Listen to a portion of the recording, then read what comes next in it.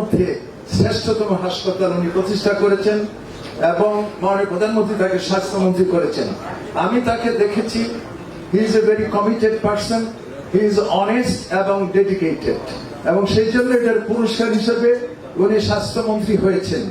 কে জানতো যে সেন্দারে নিয়ে আমি ওই প্লাস্টিক সার্জারি ইনস্টিটিউট করার জন্য আস্তে আস্তে ঘুরেছি, উনি আজকে স্বাস্থ্যমন্ত্রী হবেন এবং আমাদের স্বাস্থ্যের নেতা হবেন, এটা কেউ জানতো না।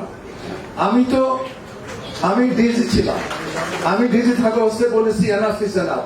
আমি মাননীয় প্রধানমন্ত্রীর কাছে বলে কয়ে হাতে পায়ে ধরে বলেছি যে আমাকে যদি একটু সুযোগ দেন, আমি ন্যাশনাল নির্বাচন করতে চাই। উনি হেসে বললেন, তুমি এমপি হলে আমার চোখ দেখবে কেডা। সেই জন্য এরপরে তো তবু আমি গেছি, আমি অনেক কাজ করেছি। কাজ করার পরে I wanted to get into politics really, কিন্তু আমি এখানে কিন্তু জানতামই না যে আমি এখানে আসবো। আমি বাতাসও পাই নাই, আমাকে অর্পণ করা হয়েছে। যেটা সেনদা অনেক সময় বলে টেলিভিশনে যে আমার উপর ওহী নাজিল হয়েছে, আমি কিছুই জানতাম না। হঠাৎ একটা ফোন পাই, যে ভুয়া ফোন আসছে, বিশ্বাস করি না। সেরকম আমার কাছে অনেকটা এরকমই, আমি কিছুই জানতাম না, কেউ কিছু জানতো না। যা হোক, আমাকে অর্পণ করা হয়েছে, আমি এটাকে একটা পবিত্র দায়িত্ব হিসেবে নিয়েছি। এখানে যারা আমার প্রবেশীরা আছেন তাদেরকে বলেছি, আমাকে 4 বছরের জন্য দেওয়া হয়েছে। এই 4 বছরে আমি সততার সাথে কাজ করতে চাই, আমি অনিয়ম দুর্নীতি করতে চাই, এবং আমার কোনো ব্যক্তিগত চাওয়া পাওয়া নাই। আমি বঙ্গবন্ধু মেডিকেল বিশ্ববিদ্যালয়কে সেবার ক্ষেত্রে, শিক্ষার ক্ষেত্রে এবং গবেষণার ক্ষেত্রে 1 নম্বর করে দিতে চাই, এবং তোমরা আমাকে সাহায্য করবে। তোমাদের পথটাকে আমি মসৃণ করে দিতে চাই, সহজ করে দিতে চাই।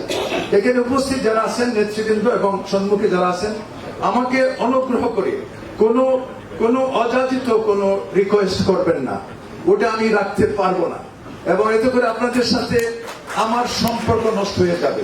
আমি সেটা স্যাক্রিফাইস করতে রাজি আছি, কিন্তু আমার উপর মাননীয় প্রধানমন্ত্রী যে আস্থা এবং বিশ্বাস নিয়ে আমাকে এই চেয়ারটাতে বসিয়েছে, এটা একটা চ্যালেঞ্জিং চেয়ার বলে মনে করি। আমাকে সাংবাদিক বন্ধুরা জিজ্ঞেস করে যে ইউনিভার্সিটিতে এসে আপনার চ্যালেঞ্জ কি? আরে ভাই, আমার চ্যালেঞ্জ তো পুরো ইউনিভার্সিটি 1 নম্বর করে, as whole it's a challenge, পুরোটাই তো চ্যালেঞ্জ। কাজে আমি এই চ্যালেঞ্জ গ্রহণ করেছি।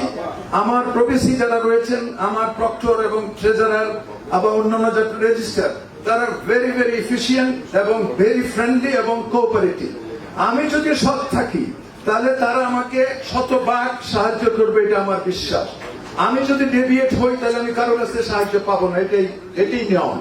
কাজে এখানে জালাল ভাইরা অনেক দায়িত্ব আমাকে দিয়েছে, এখানে নেতারা অনেক আশাবাদ ব্যক্ত করেছে।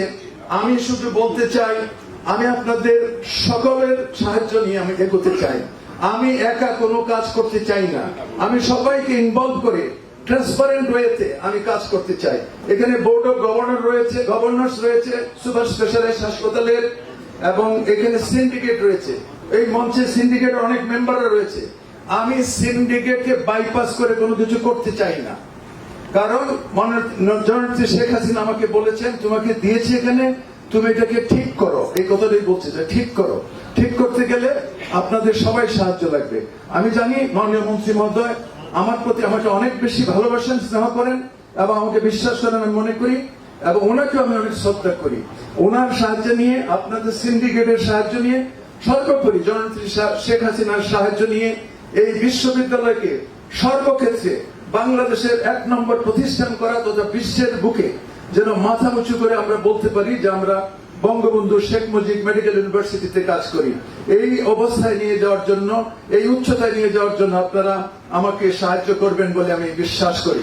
আমি আজকের অনুষ্ঠানের জন্য যারা যারা কাজ করেছে আমার প্রতিষ্ঠানের, এই বঙ্গবন্ধু শেখ মুজিব বিশ্ববিদ্যালয়ের প্রতিষ্ঠানের সকল স্তরের কর্মচারীদেরকে ধন্যবাদ জানাই। সর্বশেষে আমি বলতে চাই, আমরা এখানে যারা আছি আমার টিমের, আমরা সবাই বঙ্গবন্ধুরই লোক, আমরা শেখ হাসিনারই লোক, আর কিছু নয়। এই হোক প্রথম পরিচয়, এই হোক শেষ পরিচয়। জয় বাংলা, জয় বঙ্গবন্ধু, বাংলাদেশ চিরচির হোক।